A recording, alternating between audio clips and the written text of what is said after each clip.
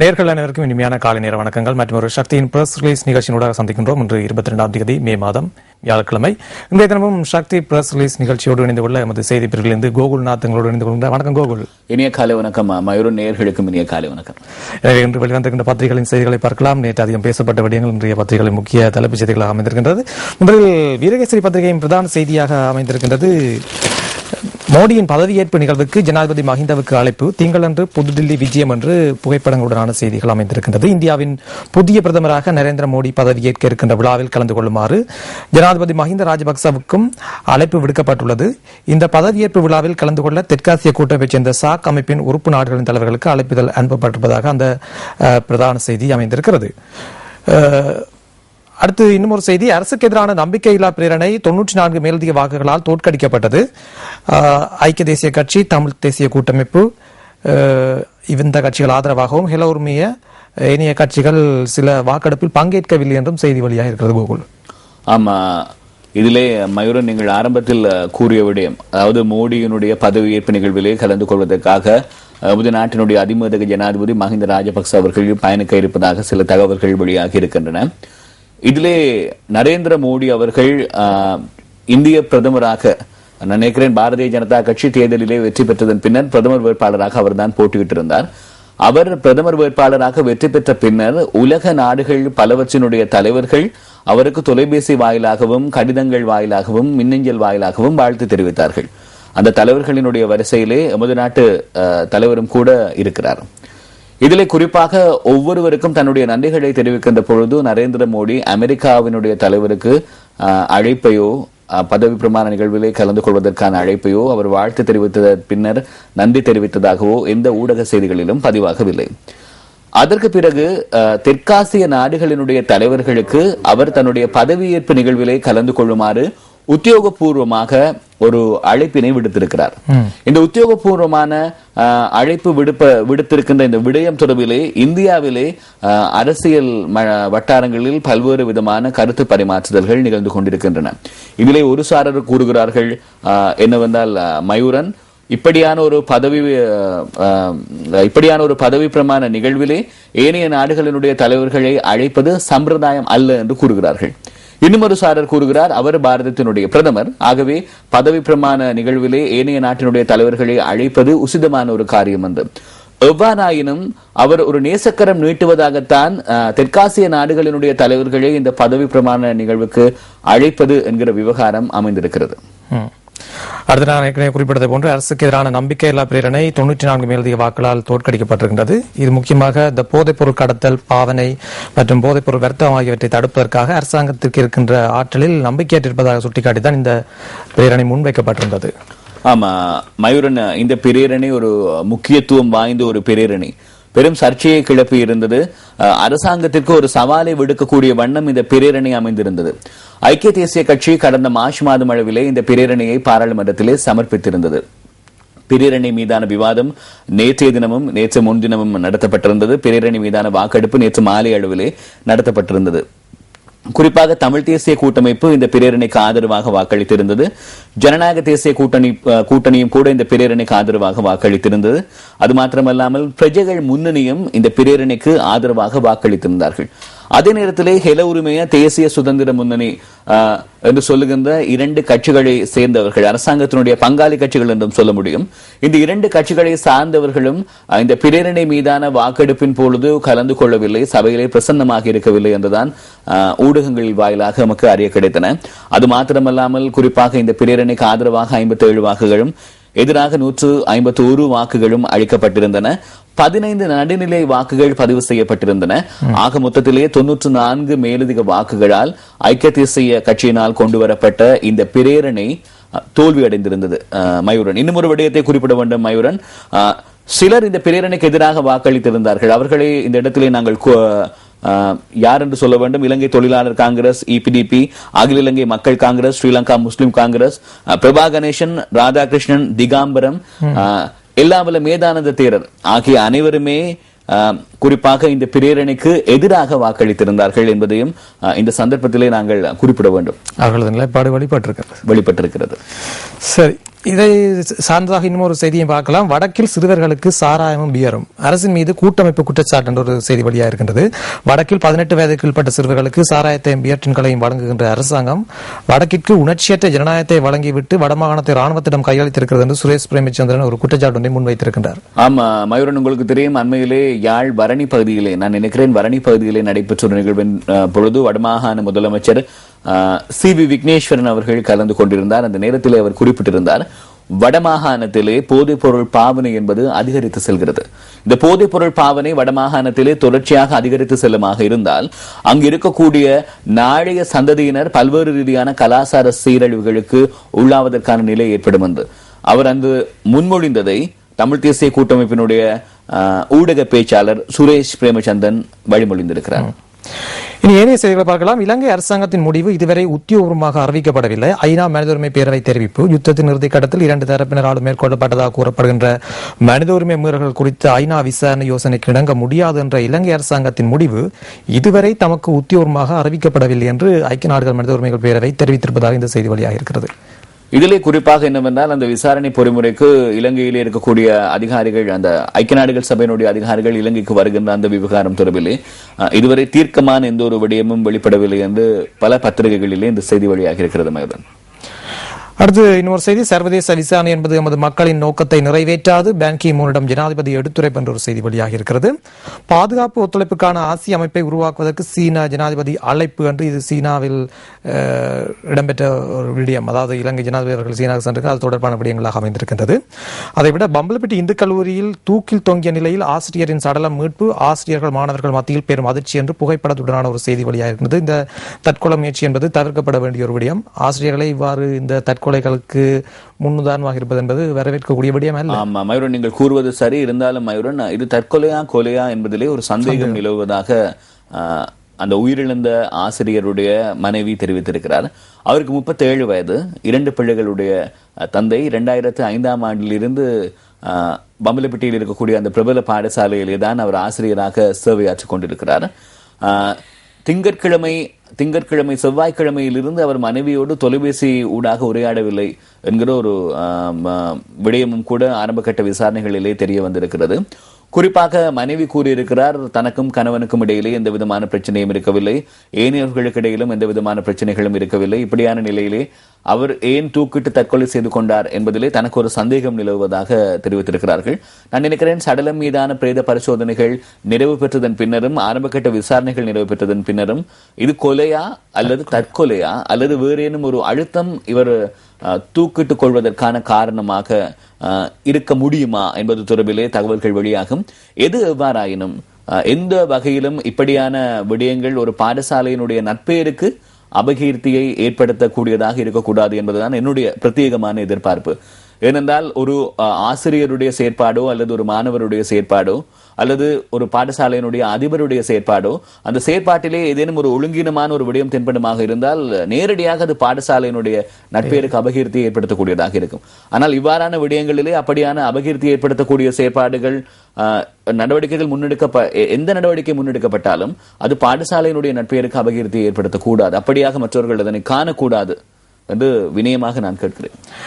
குஜராத் முதல்வர் பதவியை ராஜினாமா செய்தார் மோடி என்ற ஒரு செய்தியும், இலங்கை ஜனாதிபதியை பங்கேற்க அனுமதிக்க கூடாது, வைகோ இப்போது ஒரு கோரிக்கையை முன்வைத்திருக்கிறார். நரேந்திர மோடியின் தேசிய முற்போக்கு கூட்டணி அரசு பதவியேற்கும் விழாவிற்கு இலங்கை ஜனாதிபதியை அழைக்கக்கூடாது என்று வைகோ பாலசாமி அவர்கள் இந்த கருத்தை முன்வைத்திருக்கிறார். ஆமா, பாரதிய ஜனதா கட்சி தலைமையிலான தேசிய முற்போக்கு கூட்டணி இப்பொழுது பாரதத்தினுடைய ஆட்சியை கைப்பற்றி ஆட்சியை அமைப்பதற்கான அடித்தளமாக பிரதமருடைய பதவியேற்பு விழாவினை இப்பொழுது ஏற்பாடு செய்து கொண்டிருக்கிறது. 26ஆம் தேதி நரேந்திர மோடி பாரதத்தினுடைய பிரதமராக பதவியேற்கிறார். இந்த நிலையிலே முதலாவதாகவே நரேந்திர மோடிக்கு ஒரு ராஜதந்திர ரீதியிலான ஒரு சவாலை விடுத்திருக்கிறார் தமிழகத்தினுடைய மறுமலர்ச்சி திராவிட முன்னேற்ற கழகத்தினுடைய பொதுச் செயலாளர் வைகோபால் சுவாமி. அவர் என்ன கூறியிருக்கிறார் என்றால், இப்பொழுது நரேந்திர மோடி ஜனாதிபதி பிரணாப் முகர்ஜிக்கு தன்னுடைய வேண்டுகோளை முன்வைத்து சில தென்னாசிய நாடுகளினுடைய தலைவர்களை அழைத்திருக்கிறார் பதவியேற்பு விழாவுக்கு வர வேண்டும் என்று. ஆனால் இப்பொழுது மதிமுக என்ன கூறுகிறது என்றால், மயூரன், இப்படியான விடயத்திற்கு தமிழர்களுடைய உணர்வுகளை புண்படுத்தியதாக கருதப்படக்கூடிய ஒருவர் வரக்கூடாது என்று அதற்கு எதிர்ப்பு தெரிவித்திருக்கிறது. இது மதிமுகவினுடைய நிலைப்பாடு. இப்ப இந்த ராஜதந்திர ரீதியிலான ஒரு சிக்கலை நரேந்திர மோடி எவ்வாறு கையாள்வார் என்பதைத்தான் எல்லோரும் எதிர்பார்த்து கொண்டிருக்கிறார்கள். அவர் பதவியேற்கின்ற பொழுதே பல சிக்கல்கள், பல சவால்கள் அவர்களுடைய கண்முன்னே இருக்கிறது. பணவீக்கம், நாட்டினுடைய வறுமை, ரூபாவினுடைய பெருமதி வீழ்ச்சி அடைந்திருப்பது, உள்ளக பாதுகாப்பு என்று பல்வேறு சவால்கள். இதிலே அந்த சவால்களை மிஞ்சும் வண்ணம் பதவியேற்பு நிகழ்விலேயே ஒரு சர்ச்சையை தோற்றுவிக்கக்கூடிய சவால் போன்று மதிமுக பொதுச் செயலாளரினுடைய இந்த அறிக்கை இருக்கிறது. பொறுத்திருந்து பார்ப்போம் மயூரன், எப்படி சூசகமாக அதற்கு அவர் தீர்வு காண்கிறார் என்று. அடுத்து இன்று வீரகேசரியில் வெளிவந்திருக்கின்ற ஆசிரியர் தலையங்கத்தை பார்த்து விடலாம். வீரகேசரி பத்திரிகையின் ஆசிரியர் தலையங்கத்தில் அமைந்திருக்கின்ற விடயம் போதை வஸ்து பாவனையை கட்டுப்படுத்துவது அவசியம் என்ற தலைப்பில் இன்று தேவையான ஒரு விடயத்தை ஆசிரியர் தலையங்கமாக தீட்டியிருக்கின்றார்கள் வீரகேசரி பத்திரிகை. அடுத்து இன்று வெளிவந்திருக்கின்ற வீரகேசரியின் கேலி சித்திரம் கார்ட்டூன் எவ்வாறு அமைந்திருக்கிறது அதையும் பார்த்து விடலாம். விமல் வீரவங்ஸ் அவர்கள் நான் போக போக போக போகிறேன் என்று சொல்லிக்கொண்டேதான் இருக்கின்றார். சொல்லிக் கொண்டிருக்கிறார் தேசிய சுதந்திர முன்னணியினுடைய தலைவர் விமல் வீரவங்ச. நமது நாட்டினுடைய அதிமுக ஜனாதிபதி மஹிந்த ராஜபக்ச அவர்களுடைய அந்த தோளிலே இருக்கக்கூடிய சால்வையில் தொங்கியபடி சொல்லிக் கொண்டிருக்கிறார். அதுதான் இன்று வீரகேசரி பத்திரிகை வெளிவந்த முக்கியமான செய்திகளும் ஆசிரியர் தலையங்கம் கார்ட்டூன் போன்றவற்றை பார்த்துக்கணும். நாங்கள் இன்று வெளிவந்திருக்கின்ற தினக்குரல் பத்திரிகையின் செய்திகளை பார்க்கலாம். கோகுல், தினக்குரலின் பிரதான செய்தியாக அமைந்திருக்கின்றது ஆசிய விவகாரத்தில் சீனாவின் நிலைப்பாடு. ஜனாதிபதி ராஜபக்ச பூர்ண ஆதரவு, ஷங்காய் மாநாட்டில் உறுதியளிப்பு என்று புகைப்படத்துடனான முக்கியமான செய்தியாக இது அமைந்திருக்கின்றது. சமாதான தன்மை கொண்ட புதிய ஆசியாவை உருவாக்க ஒன்றுபட்டு செயற்படுவோம் என்று ஆசியாவில் பின்னிய செயல் விளைவுகள் மற்றும் நம்பிக்கையை கட்டியெழுப்பும் நடவடிக்கைகள் தொடர்பான மாநாட்டில் ஜனாதிபதி மஹிந்த ராஜபக்ச அழைப்பு விடுத்திருப்பதாக இந்த பிரதான செய்தி அமைந்திருக்கிறது. அதனைத் தொடர்ந்து வருகின்ற செய்திகளை பார்க்கின்ற போது பம்பலப்பிட்டி இந்து கல்லூரி ஆசிரியர் பாடசாலை விடுதியில் தூக்கில் தொங்கிய நிலையில் சடலமாக மீட்பென்று இருக்கிறது. இன்று நாங்கள் நேர அறிக்கையை பார்த்துவிட்டு மீண்டும் இணைந்து கொள்ளலாம். காப்போது சாதாரண தர திறமைசாலிகளை ஸ்ரீலங்கா இன்சூரன்ஸ் சுபப்பித்தும் புலமை பரிசல்களுக்கு இப்பொழுதே விண்ணப்பி. பம்பலப்பட்டி இந்து ஆசிரியர் பாடசாலை விடுதியில் தூக்கில் தொங்கிய நிலையில் சடலமாக மீட்பென்று செய்தியும் புகைப்படங்களும் வெளியாக இருக்கின்றது. கட்டம் கட்டப்பட்ட ஒரு செய்தி. யாழ்ப்பாணத்தில் நகைக்காக வயோதிப பெண் கழுத்து நெரித்து கொலை. பட்டப்பகலில் சம்பவம். யாழ்ப்பாணம் அரியாலையில் பெண் ஒருவர் கழுத்து நெரித்து கொலை செய்யப்பட்டிருப்பதாக போலீசார் தெரிவித்திருப்பதாக ஒரு செய்தி வெளியாக இருக்கிறது. அதைவிட முக்கியத்துவமான ஒரு செய்தியாக யாழ்ப்பாண பல்கலைக்கழகத்தில் முள்ளிவாய்க்கால் தினம் அனுஷ்டிப்பு. பல்கலைக்கழகம் திட்டமிடப்பட்டு இடைநிறுத்தப்பட்டு இறுதி எச்சரிக்கைகள், சுற்றி வளைப்புகள், உயிர் அச்சுறுத்தல்கள் போன்றன பகிரங்கமாக விடுக்கப்பட்டு பெரும் நெருக்கடிக்குள் வைக்கப்பட்டிருந்த பல்கலைக்கழக சமூகத்தினர் நேற்றைய தினம் முள்ளிவாய்க்கால் நினைவு தினத்தை அனுஷ்டித்திருக்கின்றார்கள். அது பற்றிய புகைப்படத்தோடு இந்த செய்தி வெளியாகி இருக்கிறது. குறிப்பாக மயூரன், உணர்வுகள் அடக்கப்படுகின்ற பொழுது அந்த உணர்வுகள் குமுறி எழுவதை காணக்கூடியதாகத்தான் இந்த சம்பவம் இருக்கிறது.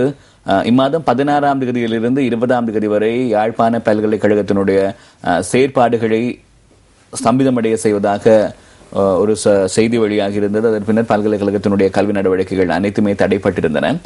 அதன் பின்னர் நேற்றைய தினம் கைலாசபதி அரங்கிலே ஒன்று கூடிய மாணவர்கள் அகல் விளக்குகளை ஏற்றி இறுதிக்கட்ட யுத்தத்திலே உயிரிழந்த தம் உறவுகளை நினைவு கூர்ந்திருப்பதாகத்தான் யாழ்ப்பாணத்தில் இருந்து கிடைக்கப்பெறுகின்ற தகவல்கள் கூறுகின்றன. இதிலே குறிப்பாக மாணவர்கள் எல்லோரும் சேர்ந்து ஒரு முடிவெடுத்திருக்கிறார்கள். என்னவென்றால், பல்கலைக்கழகத்தை எந்த ஒரு காரணத்திற்காக நீங்கள் நிறுத்தி வைத்தீர்கள் என்று தெரியாது. ஆகவே கல்வி செயற்பாடுகளை ஸ்தம்பிதமடைய வைத்திருந்தீர்கள். ஆகவே நாங்கள் ஒரு தீர்மானத்தை எடுக்கிறோம், இன்றும் நாளையும் கல்வி செயற்பாடுகளை நாங்கள் புறக்கணிக்கிறோம் என்று மாணவர்கள் கூறியிருக்கிறார்கள். உயிரிழந்த உறவுகளுக்கு அஞ்சலி செலுத்த அனுமதிக்காத அரசை தமிழர் ஏன் ஆதரிக்க வேண்டும்? சபையில் சுரேஷ் பிரேமச்சந்திரன் கேள்வி என்ற ஒரு செய்தி வெளியாகிருக்கிறது. நம்பிக்கையில்லா தீர்மானம் 94 மேலதிக வாக்குகளால் தோல்வி, ஆதரவாக 57, எதிராக 151 என்று செய்தி வெளியாகிருக்கிறது. இதை பற்றி நாங்கள் பார்த்திருக்கின்றோம். ரத்தினபுரி மாநகர எல்லைக்குள் இன்றும் நாளையும் பாடசாலைகள் பூட்டு. டெங்கு பரவுவதன் எதிரொலி. ரத்தினபுரியில் தீவிரமாக பரவி வருகின்ற டெங்கினை கட்டுப்படுத்தும் நோக்கில் ரத்தினபுரி மாநகர சபைக்கு உட்பட்ட பாடசாலைகள் இன்று முதல் 2 தினங்களுக்கு மூடப்படுவதாக அறிவிக்கப்பட்டிருக்கின்றது. அடுத்து இன்று வெளிவந்திருக்கின்ற தினக்குரல் பத்திரிகையின் ஆசிரியர் தலையங்கத்தை பார்க்கலாம். தினக்குரல் பத்திரிகையின் ஆசிரியர் தலையங்கத்தை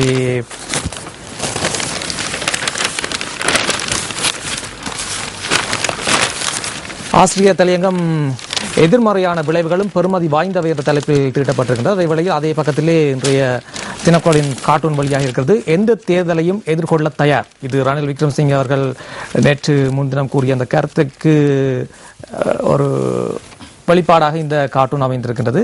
அவை இன்று வெளிவந்திருக்கின்ற தினக்குரல் பத்திரிகையின் செய்திகள் என்பது குறிப்பிடத்தக்கது. அங்குசம் இருக்கிறது, அவர் வசம் யானை இல்லை மயூரன். அதான் நிலவரம். அவை இன்றைய தினக்குரல் பத்திரிகை முக்கியமான செய்திகள். நாங்கள் சுடரொளி பத்திரிகையின் செய்திகளுக்கு செல்லலாம்.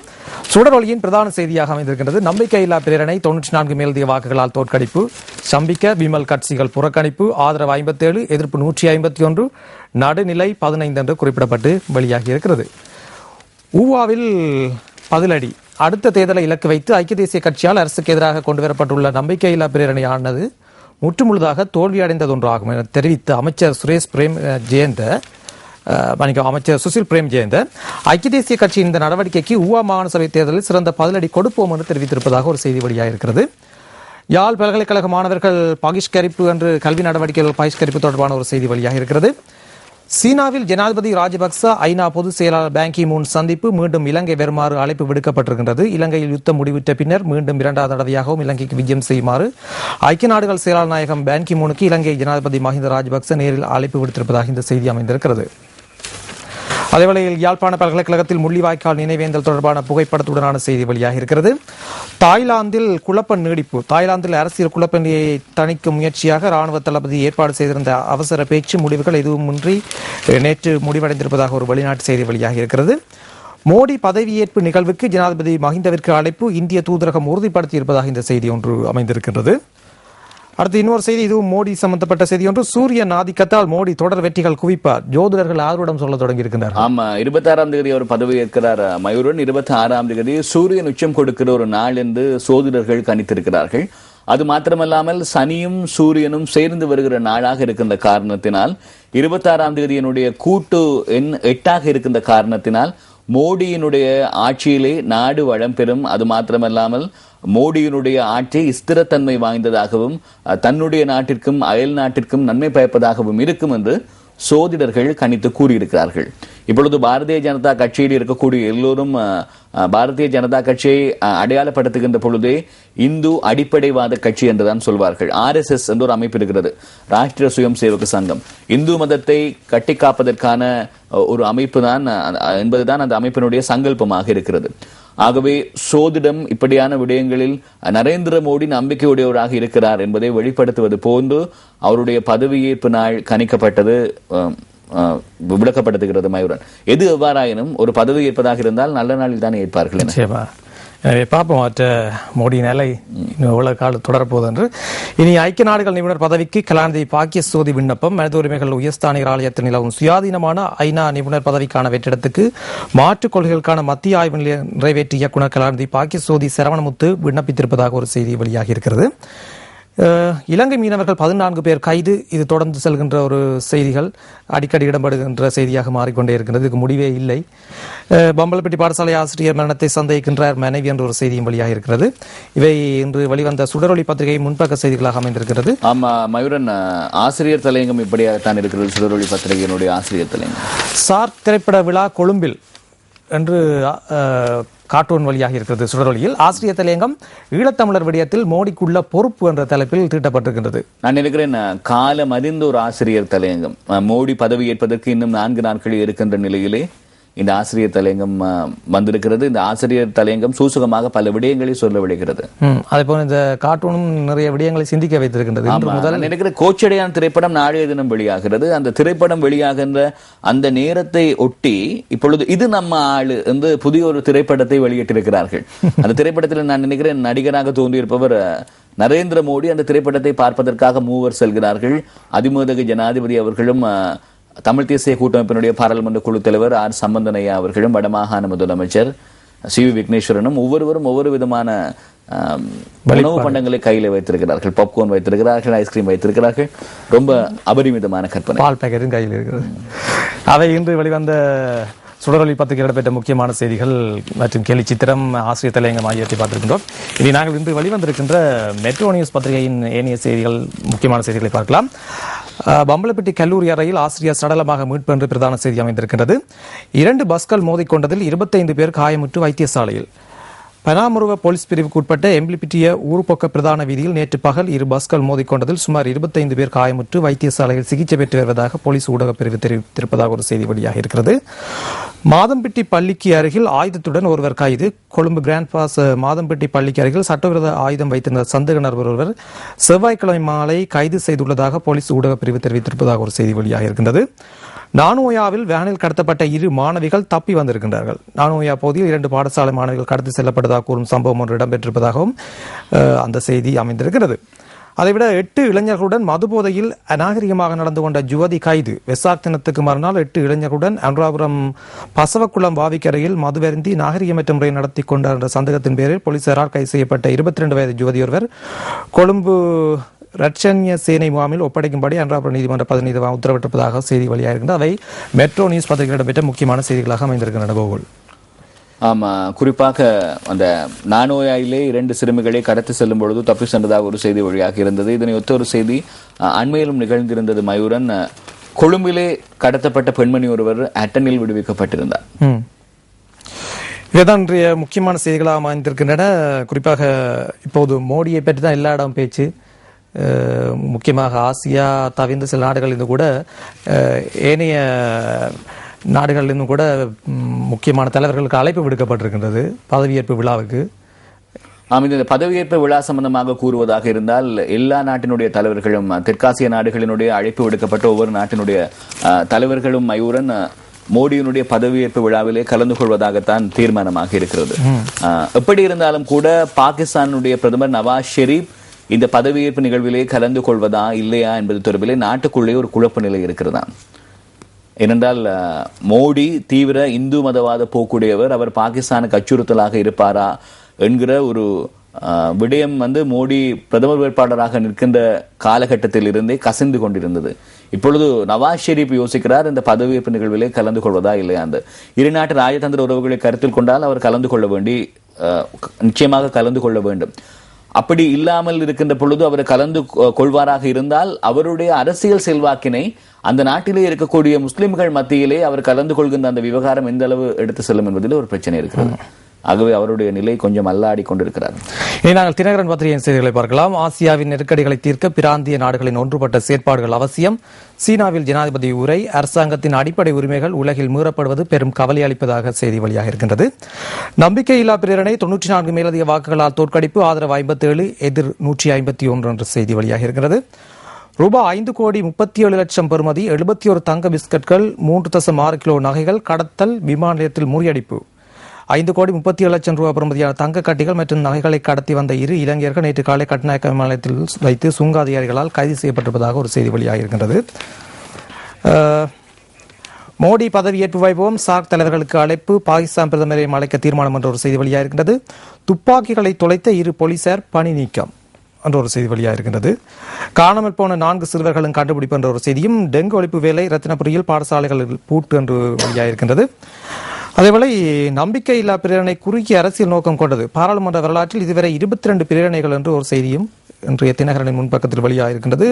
வடமாகாண சபையின் செயற்பாடுகளுக்கு மத்திய அரசு தடையாக உள்ளதா? பகிரங்க விவாதத்துக்கு வருமாறு அமைச்சர் டக்ளஸ் கூட்டமைப்புக்கு அழைப்பு என்ற ஒரு செய்தி வெளியாக இருக்கின்றது. சுப்ராதர பரீட்சை ஆட்சேர்ப்புக்கு போட்டி பரீட்சை என்ற செய்தியும் இன்றைய தினகரன் பத்திரிகை முன்பக்கத்திலே வெளியாக இருக்கின்றது. ஆமா மயூரன், இன்னும் ஒரு முக்கியமான விவகாரம் மயூரன். இப்பொழுது இந்தியாவினுடைய பிரதமர் நரேந்திர மோடி என்பது எல்லோருக்கும் தெரியும்.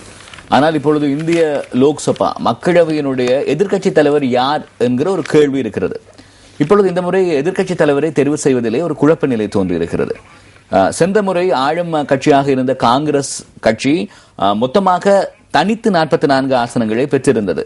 அது கூட்டணி கட்சிகளோடு சேர்ந்து 59 ஆசனங்களை பெற்றிருந்தது.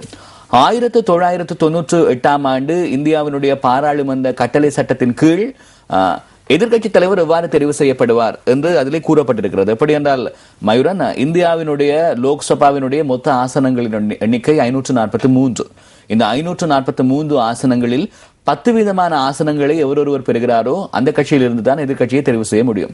இப்பொழுது தனித்து பார்க்கின்ற பொழுது எந்த கட்சியுமே 54 ஆசனங்களை பெறவில்லை. ஏனென்றால் காங்கிரஸ் தனித்து 44 ஆசனங்களை தான் பெற்றிருக்கிறது. இந்த நேரத்திலே காங்கிரஸில் இருந்து ஒரு எதிர்க்கட்சியை தெரிவு செய்யப்படுவதிலே சிக்கல் நிலை இருக்கிறது. காங்கிரசினுடைய காரிய கமிட்டி அண்மையிலே கூடியிருந்த பொழுது சோனியா காந்தி, ராகுல் காந்தி இருவருமே கூறிவிட்டார்கள், நாங்கள் எதிர்க்கட்சி பதவியை ஏற்கப் போவதில்லை என்று. இப்பொழுது காங்கிரஸ் சார்பிலே கமல்நாத் என்று 9 முறை பாராளுமன்றத்துக்கு தெரிவான ஒருவரை தெரிவு செய்திருக்கிறார்கள். அவர் காங்கிரசினுடைய கூட்டணிக்கு தான் அதிக பெரும்பான்மையாக 59 நிரூபிக்கப்படுமாக இருந்தால் பாராளுமன்றத்திலே கமல்நாத் எதிர்க்கட்சி தலைவராக இருப்பார், இல்லை என்றால் பாராளுமன்ற குழு தலைவராக இருப்பார். இந்த பக்கத்திலே ஏனைய கட்சிகளுக்கு இன்னும் ஒரு வாய்ப்பு வந்திருக்கிறது. குறிப்பாக தமிழகத்தினுடைய அதிமுக ஜெயலலிதா 37 ஆசனங்களை பெற்றிருக்கிறார். குறிப்பாக இந்தியா மூன்றாவது அதிகப்படியான ஆசனங்களை அவர் பெற்றிருக்கிறார். அதே நேரத்திலே மேற்கு வங்கத்தினுடைய மம்தா பானர்ஜி 34 ஆசனங்களை பெற்றிருக்கிறார். இந்த 2 ஆசனங்களையும் கூட்டி பார்க்கின்ற பொழுது 71 ஆசனங்கள் வருகிறது. இப்பொழுது மம்தா பானர்ஜியும் ஜெயலலிதா ஜெயராமும் கலந்துரையாடி கொண்டிருக்கிறார்களாம், இருவரும் சேர்ந்து கூட்டாக ஒரு எதிர்க்கட்சியாக இருப்பதற்கு. ஆகவே இந்த கூட்டணி வாய்க்குமாக இருந்தால், இந்த கூட்டணி இணக்கப்பாட்டுக்கு வருமாக இருந்தால், சென்ற முறை ஆளும் கட்சியாக இருந்த காங்கிரஸை விட ஒரு படி மேலே சென்று இவர்கள் எதிர்க்கட்சியாக இருப்பதற்கான வாய்ப்பு இருக்கிறது. ஆகவே காந்தி குடும்பத்தினுடைய செல்வாக்கு மிகுந்த காங்கிரசுக்கு இந்திய நாடாளுமன்றத்திலே எதிர்க்கட்சியாக வேணும் இருக்க முடியாத ஒரு சூழ்நிலை உருவாகும். இதிலே இன்னும் ஒரு பக்கமும் இருக்கிறது. பிஜு ஜனதா தளம் என்று ஒரு கட்சி இருக்கிறது. ஒடிசா மாநில முதல்வர் நவீன் பட்நாயக் அவருடைய கட்சி, அவர்களுக்கு 20 ஆசனம் இருக்கிறது. இப்பொழுது அந்த பிஜு ஜனதா தள் என்று சொல்லக்கூடிய கட்சி காங்கிரசுக்கு ஆதரவு அளிக்குமாக இருந்தால் காங்கிரஸ் எதிர்க்கட்சியாக இருக்கும். அல்லது அவர்கள் ஜெயலலிதா மம்தா பானர்ஜி கூட்டணிக்கு ஆதரவு அளிப்பார்களாக இருந்தால் அவர்கள் எதிர்க்கட்சியாக வருவார்கள். ஆகவே பிரதமர் மோடி என்பது தெளிவு, எதிர்க்கட்சி தலைவர் யார் என்பது கேள்விக்குறி.